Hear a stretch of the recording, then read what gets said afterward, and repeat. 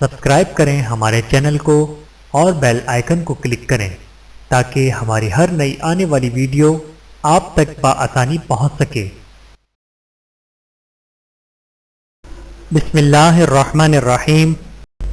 سب سے اچھے لوگ رسول اللہ صلی اللہ علیہ وآلہ وسلم نے ارشاد فرمایا، تم میں سے سب سے اچھے وہ لوگ ہیں جن کو دیکھ کر اللہ یاد آئے۔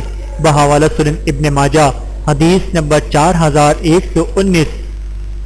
رسول اللہ صلی اللہ علیہ وآلہ وسلم نے ارشاد فرمایا، کل معروف صدقہ، ہر نیک کام کا صدقہ ہے۔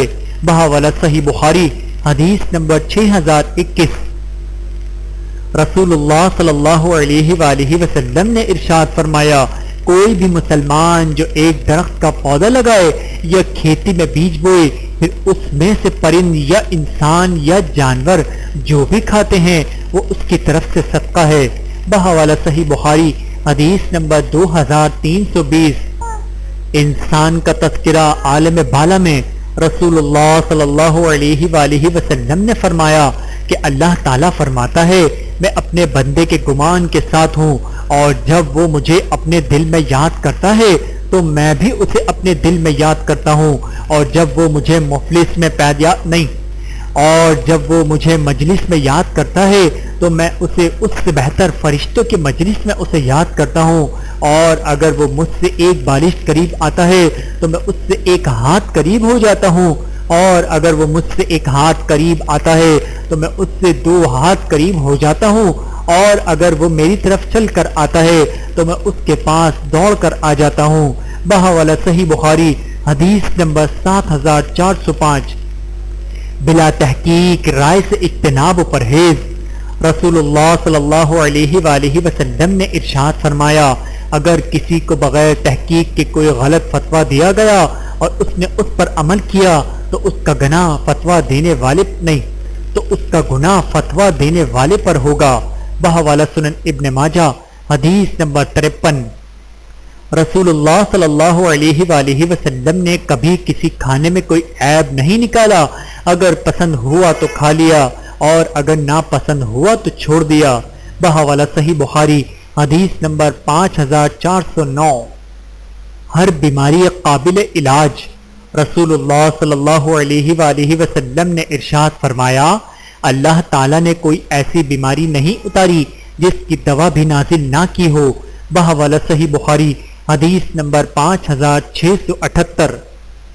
رسول اللہ صلی اللہ علیہ وآلہ وسلم نے ارشاد فرمایا، خفیہ و اعلانیہ طور پر زیادہ سے زیادہ صدقہ و خیرات کرو، تمہیں تمہارے رب کی جانب سے رزق دیا جائے گا، تمہاری مدد کی جائے گی اور تمہاری گرتی حالت سنبھال دی جائے گی۔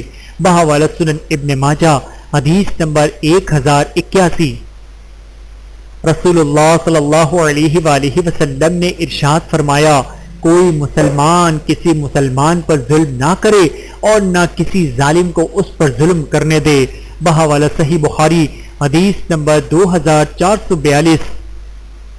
پانی نبی کریم صلی اللہ علیہ وآلہ وسلم کا سب سے پسندیدہ صدقہ۔